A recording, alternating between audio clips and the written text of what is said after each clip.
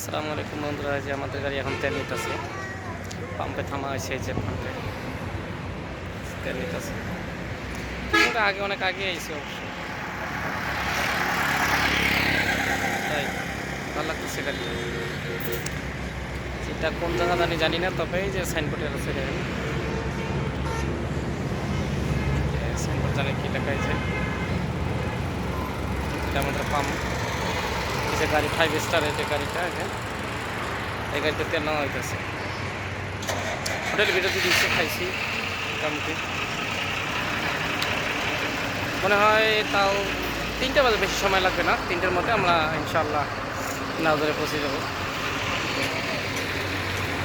এটার মধ্যেই আমাদের গাড়ি নাওজরে পৌঁছে যাবে। কারণ অনেক সকালেই ছাড়ছে, মোটামুটি ভাড়া সকালে ছাড়ছে। এখন আমরা যমুনার সাথে পার হয়ে গেছি, টাঙ্গাইলের কাছাকাছি আছে। তাতে তেল শেষ হচ্ছে, তেল নিতে আছে। এটা হলো দৃশ্য, কি পাম্প জানি কয়, সেই পাম্পে আছে। মোটামুটি ভালো, গাড়িটা টানছেও ভালো। আমরা অনেক সকাল সকাল আসতে পারছি।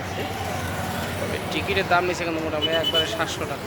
একে 5 স্টারে দিচ্ছে, 700 টাকা টিকিট নিচ্ছে।